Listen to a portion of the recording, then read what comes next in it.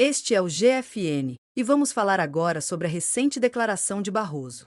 Você já sabe que sempre que ele se pronuncia, alguma polêmica surge. Desta vez, ele afirmou que a denúncia contra Bolsonaro será julgada de forma técnica, sem viés político. Segundo ele, apenas as provas serão analisadas para uma decisão imparcial. Mas como confiar nisso, considerando que Barroso já subiu em palanques para declarar que derrotamos o bolsonarismo? Como um juiz que assumiu publicamente uma posição política pode garantir imparcialidade ao julgar Bolsonaro? O STF está cada vez mais envolvido com a política, e isso compromete sua credibilidade como instituição jurídica. Ao se inserir nesse jogo político, o tribunal mina sua própria autoridade e se afunda no partidarismo. O grande problema é como sair dessa situação. A verdade é que isso é um risco enorme para a justiça no Brasil. Essa notícia foi sugerida por nossos seguidores, incluindo quanto maior o amor, maior o custo, e muitos outros. Obrigado por participarem e sugerirem temas no nosso site, Visão Libertária. Agora, pensemos no impacto dessa politização. As pesquisas mostram que mais de 50% dos brasileiros apoiam Bolsonaro, mas as elites políticas insistem que essa parcela da população foi manipulada por fake news e que precisa ser corrigida.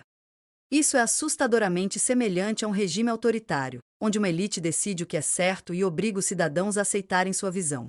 Democracia significa ouvir a população, não ignorar. Voltando ao Barroso, vale lembrar seu discurso em 2023, quando disse: "Essa é a democracia que conquistamos, derrotamos a censura, derrotamos a tortura, derrotamos o bolsonarismo." Como confiar que esse mesmo homem julgará Bolsonaro sem parcialidade? O princípio jurídico da suspeição existe exatamente para evitar situações assim, mas se ele fosse aplicado, Alexandre de Moraes, Gilmar Mendes e outros ministros também deveriam ser considerados suspeitos. Quem restaria para julgar Bolsonaro? O STF acreditou que eliminando Bolsonaro, o bolsonarismo desapareceria. Mas o que vemos é exatamente o contrário. A população quer mudança e percebe as injustiças cometidas. E não são apenas bolsonaristas que pensam assim. Até mesmo quem não gosta de Bolsonaro reconhece os abusos. O resultado? A popularidade do STF despenca e sua credibilidade se dissolve. E o pior, isso não é apenas um problema do STF.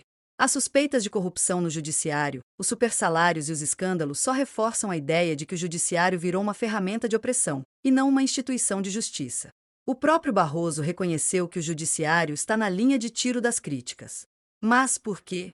Porque está jogando contra a população, com decisões cada vez mais políticas e menos jurídicas.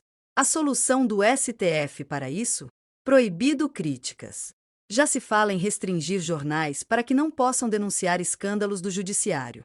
Mas isso só piora a situação. Quanto mais autoritarismo, maior a resistência da população. Nunca na história o autoritarismo funcionou a longo prazo. Lula e o STF querem regular as redes sociais, mas isso não muda o que as pessoas vão pensar da justiça. O problema não são as críticas, e sim a recusa do STF em ouvir essas críticas. Obrigado por assistir até o final. Se gostou do conteúdo, curta, compartilhe e se inscreva no canal para mais análises.